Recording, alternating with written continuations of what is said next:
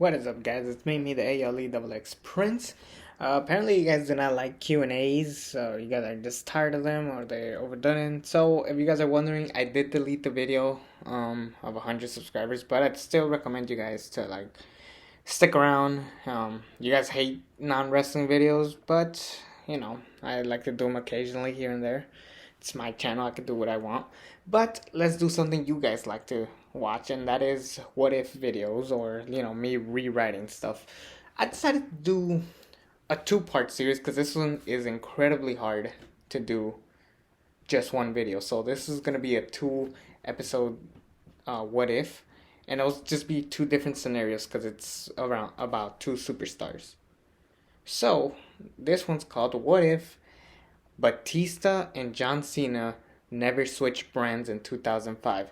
Part 1, Batista's side. Let's begin. So, he's basically wrapping up his feud with Triple H around this time, Batista. So, I would just end it at the Vengeance Hell in a Cell match. But eventually, he's going to have to find a brand new opponent for himself. So, I decided to go with Kurt Angle, one of the top heels, like an American gold medalist. And around this time, Kurt Angle was facing Eugene. That was stupid, but Batista and Kurt Angle could definitely have some good matches. I think they've had a match here and there, but I'm pretty sure if they give him the world title, they will definitely put the effort to put as much potential as possible. But Batista and Kurt Angle have a match at SummerSlam. The match goes pretty good.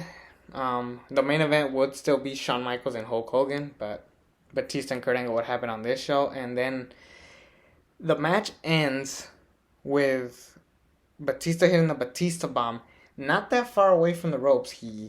The referee counts 1, 2, 3, and then later we find out, like on the next night, that Kurt Angle got screwed over by the referee. He actually challenges the referee to a match.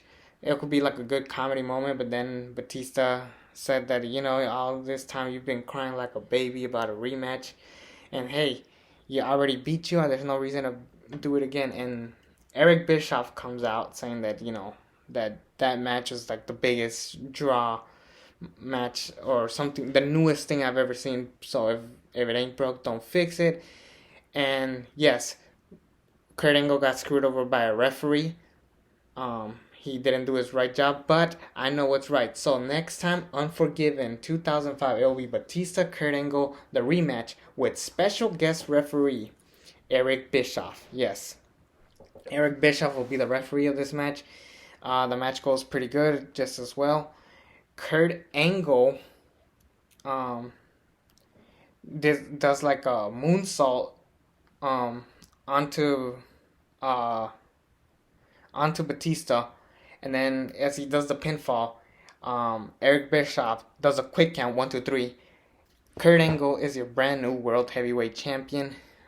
This will get major heat on Batista, but this is just a matter so we could finally culminate Kurt Angle and Shawn Michaels at the next pay-per-view.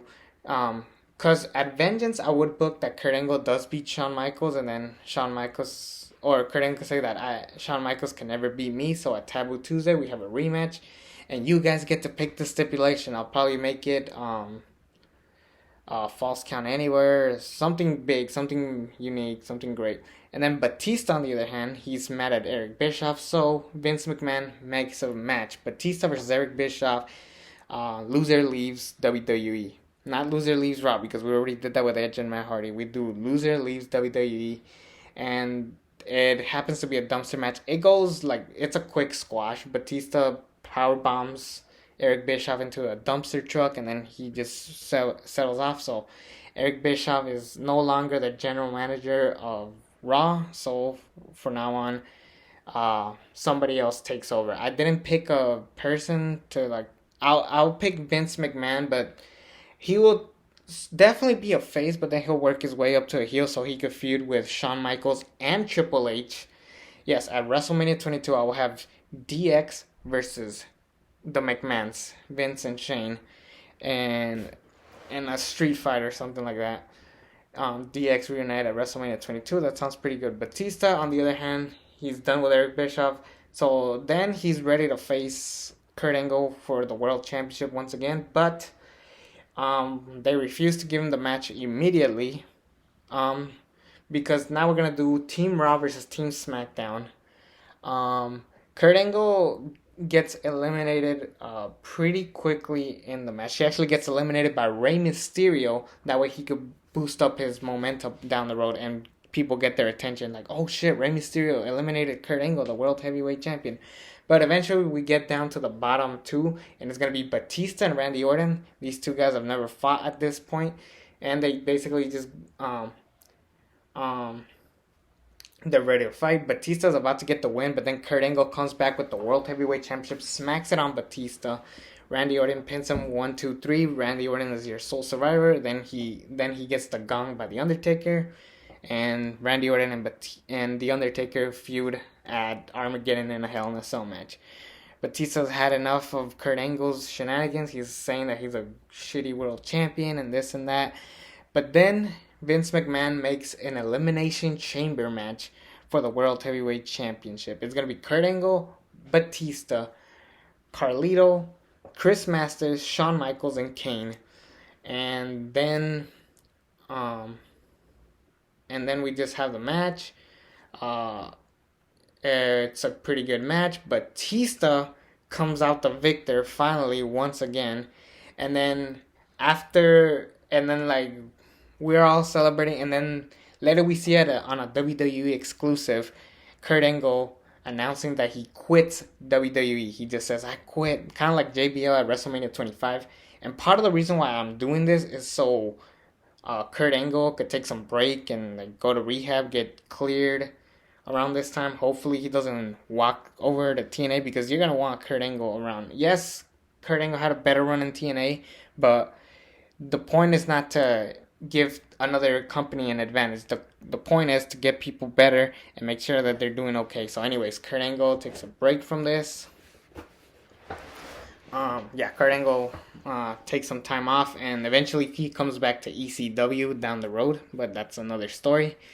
So Batista's kind of left with nobody to fight. On the meantime, Ric Flair and Edge have been feuding for the Intercontinental Championship. Ric Flair and Batista are trying to do a mini Evolution reunion. Ric Flair did beat Edge at New Year's Revolution on my scenario. And then, they're trying to reunite Evolution, and then Edge says that Ric Flair couldn't beat me fair and square, and this and that. He always has to cheat. I kept checking up on Lita because she means more to me than that belt. But you know what? Let's do it again. TLC. Ric Flair, Edge in a TLC match for the Intercontinental Championship. Edge wins this time, and then he just beats down on Ric Flair until Batista just snaps and just goes over there. And Batista's like, yeah, you may be Mr. Money in the Bank, but I'm going to give you a freebie. That contract says that you get a title shot whenever you want, but I pick when I want my opponent. So Edge, I'm going to show you what I got. And part of the reason why I'm doing this, because at the Royal Rumble, we'll see Batista versus Edge, and we'll kind of get an idea of who Edge is, what he brings to the table, what he could do with main event top level players before we immediately give him a world title. So this way we'll see what kind of worker Edge will be in the world title picture and get an idea of who he will be. So even though Batista wins, Edge still looks strong. And then during the Royal Rumble, the winner of the Royal Rumble is SmackDown's Randy Orton, who comes back after Hell in a Cell's Armageddon. The Hell in a Cell Armageddon match. Randy Orton wins the Royal Rumble, and Batista said that Edge got what he got and this and that. And so Ric Flair is doing a lot better. Ric Flair is doing a lot better. And then they decided to go after the tag team titles. So it's going to be Ric Flair and Batista versus Big Show and Kane for the World Tag Team Champions in the main event. They're about to win, and then I don't know where Randy Orton just RKO's Batista beats the crap out of Ric Flair again, and basically it ends. The night ends with Randy Orton grabbing the world championship and holding it up high. So, but Randy Orton is coming to Raw, trying to get the belt off of Batista, and it makes sense. It's going to be a perfect storyline. The two rookies from the Evolution stable, um, going one on one, and Ric Flair will be on Batista's corner because there was really nothing for him to do at WrestleMania 22, and I think Ric Flair really had he really loved Batista and Randy Orton. And this way it'll show that Ric Flair, even though he wasn't trusted the year prior because he was on Triple H's corner, Ric Flair is willing to help out Batista. And Batista's still not trusting him, but it kind of works to the story because you don't know if Ric Flair is going to turn on Batista or Randy Orton is just going to punt him. So now you're more intrigued in the story. It's like, oh shit, is Ric Flair going to turn on Batista and join with Randy Orton? What the hell's going to happen? No, Ric Flair does not turn on Batista. Instead, Batista wins the match clean. He is still your World Heavyweight Champion. And around this time, maybe I don't think people get sick of Batista because at least he kind of works more of a badass. But this is the part. This is the part where I will send Batista over to SmackDown. He feuds with King Booker.